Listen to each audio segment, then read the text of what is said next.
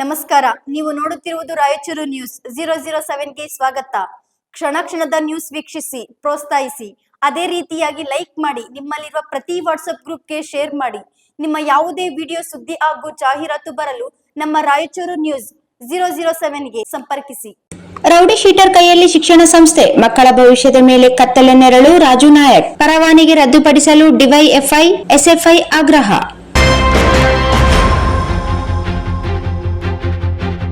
ತಾಲೂಕಿನ ಜಾಲಹಳ್ಳಿ ಶ್ರೀ ಭಾಗ್ಯವಂತಿ ಕಿರಿಯ ಪ್ರಾಥಮಿಕ ಹಾಗೂ ಪ್ರೌಢಶಾಲೆಯ ಆಡಳಿತದಲ್ಲಿ ಕರ್ನಾಟಕ ಶಿಕ್ಷಣ ಕಾಯ್ದೆ 1983ರ ನಿಯಮಗಳನ್ನು ಗಂಭೀರವಾಗಿ ಉಲ್ಲಂಘಿಸಲಾಗಿದೆ ಎಂದು ಆರೋಪಿಸಿ ಶಾಲೆಯ ಪರವಾನಗಿ ರದ್ದುಪಡಿಸಿ ಸಮಗ್ರ ತನಿಖೆ ನಡೆಸುವಂತೆ ಡಿವೈಎಫ್ಐ ಹಾಗೂ ಎಸ್ಎಫ್ಐ ತಾಲೂಕು ಸಮಿತಿಗಳು ಕ್ಷೇತ್ರ ಶಿಕ್ಷಣಾಧಿಕಾರಿಗೆ ಬುಧವಾರ ಜಂಟಿಯಾಗಿ ಮನವಿ ಸಲ್ಲಿಸಿದೆ.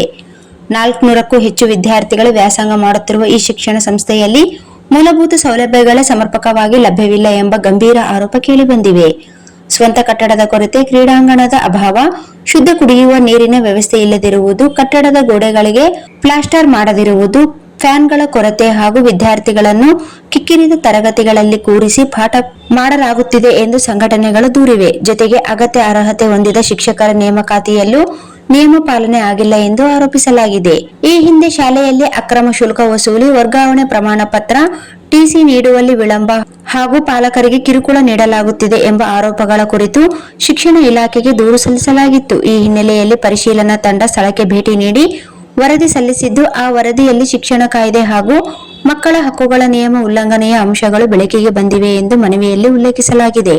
ಡಿವೈಎಫ್ಐ ತಾಲೂಕು ಕಾರ್ಯದರ್ಶಿ ರಾಜು ನಾಯಕ್ ಮಾತನಾಡಿ, ಶ್ರೀ ಭಾಗ್ಯವಂತಿ ಶಿಕ್ಷಣ ಸಂಸ್ಥೆಯ ಕಾರ್ಯದರ್ಶಿ ಶರಣು ಹುಣಸಿಗೆ ವಿರುದ್ಧ ಈ ಹಿಂದೆ ಜಾತಿ ನಿಂದನೆ, ಅಟ್ರಾಸಿಟಿ ಹಾಗೂ ರೌಡಿ ಶೀಟರ್ ಪ್ರಕರಣ ದಾಖಲಾಗಿರುವುದು ಆತಂಕಕಾರಿ ಬೆಳವಣಿಗೆ. ಇಂತಹ ಗಂಭೀರ ಆರೋಪಗಳ ಹಿನ್ನೆಲೆಯ ವ್ಯಕ್ತಿಯೊಬ್ಬರು ಶಿಕ್ಷಣ ಸಂಸ್ಥೆಯ ನಿರ್ವಹಣೆಯಲ್ಲಿ ತೊಡಗಿರುವುದು ಮಕ್ಕಳ ಭವಿಷ್ಯದ ಮೇಲೆ ಕತ್ತಲೆ ನೆರಳು ಬೀರುವಂತಾಗಿದೆ. ಇದು ಶಿಕ್ಷಣ ಕ್ಷೇತ್ರದ ಘನತೆಗೆ ಧಕ್ಕೆ ತರುವ ಸಂಗತಿ ಎಂದು ಕಿಡಿಕಾರಿದರು. ಶಿಕ್ಷಣ ಸಂಸ್ಥೆಗಳು ಮಕ್ಕಳಲ್ಲಿ ಮೌಲ್ಯ, ಶಿಸ್ತು ಹಾಗೂ ಉತ್ತಮ ಸಂಸ್ಕಾರ ಬೆಳೆಸುವ ಕೇಂದ್ರಗಳಾಗಿರಬೇಕು.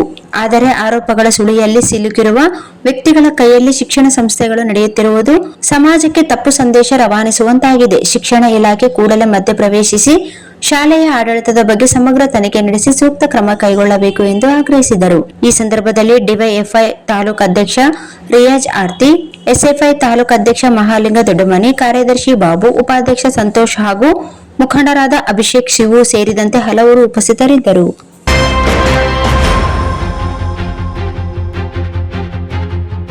Sagar DTP centre. ಹಲೋ ಸಂಪಾದಕರೇ, ನೀವು ಪತ್ರಿಕೆ ಡಿಟಿಪಿ ಆಪರೇಟರ್ ಹುಡುಕುತ್ತಿದ್ದೀರಾ? ಹಾಗಾದರೆ ಅವರ ಅವಶ್ಯಕತೆ ಈಗ ಬೇಕಾಗಿಲ್ಲ. ನಮ್ಮನ್ನು ಸಂಪರ್ಕಿಸಿರಿ. ಇಂದೇ ನಿಮ್ಮ ಪತ್ರಿಕೆಯ 4ರಿಂದ 6 ಪುಟಗಳವರೆಗೆ ನಿಮ್ಮ ಪತ್ರಿಕೆಯ ಪುಟ ವಿನ್ಯಾಸವನ್ನು ಮಾಡಿಕೊಡಲಾಗುವುದು. ನಿಮ್ಮ ಯಾವುದೇ ಜಿಲ್ಲೆ ಇರಲಿ, ಯಾವುದೇ ತಾಲೂಕಿರಲಿ, ನಿಮ್ಮ ಭಾಗದ ಸುದ್ದಿಗಳನ್ನು ಹಾಕಿ 4 ಪುಟಗಳ ಡಿಟಿಪಿ ಕಡಿಮೆ ದರದಲ್ಲಿ ಮಾಡಿಕೊಡಲಾಗುವುದು.